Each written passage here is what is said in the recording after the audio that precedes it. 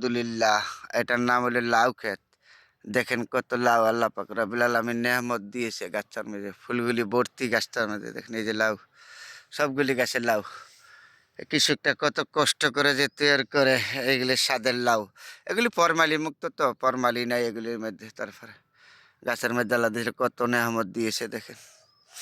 যেদিকে তাকাবেন এদিকে সুন্দর আমাদের গ্রামের ভিতরে এই লাউগুলি কৃষকটা তৈরি করছে। ওই দিন ক্ষেত্রে উপরেটা দেখেন কিরকম, এই দিন উপরেটা লাউ ক্ষেতটা, এটা হলো লাউ ক্ষেত।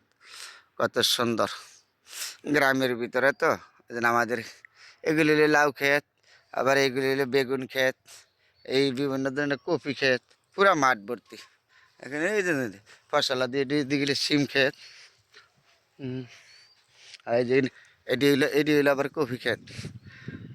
সর্বত্র লাউ ক্ষেত, এই দিক দিয়ে হলো ধান ক্ষেত। মানে মাঠ আর কি কৃষকদের, আমাদের হলো কৃষক এলাকা তো, কৃষকদের হইলো সর্বত থেকে বেশি অবদান।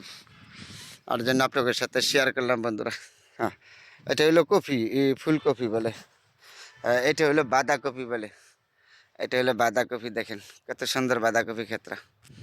হ্যাঁ, এটা হইলো ফুলকপি। যেদিকে তাকাবেন এদিকেই সুন্দর সবুজ শ্যামল। ঠিক দুপুরবেলা আপনাদের সাথে শেয়ার করলাম বন্ধুরা।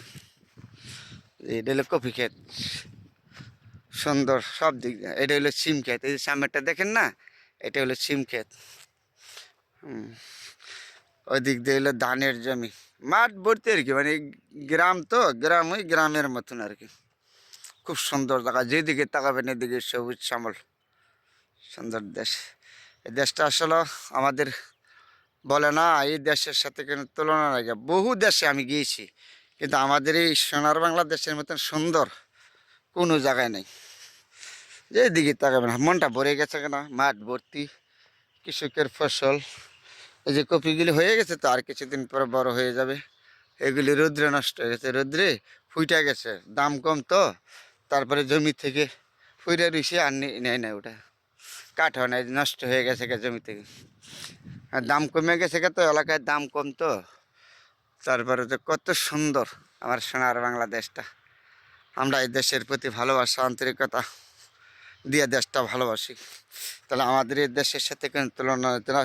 সুখী মানুষ আমরা, কিন্তু মাঝে মাঝে দুষ্টরা আমাদের দেশটা দুষ্টামি করে দেশটারে ধ্বংস করে দিয়ে যাচ্ছে।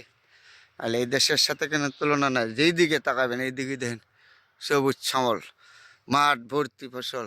তার নাম রাখছে গ্রাম বাংলাদেশ, সোনার বাংলাদেশ। বন্ধুরা আপনাদের সাথে শেয়ার করলাম আজকে আমার নিজ গ্রামের বাড়ি থেকে আইসা।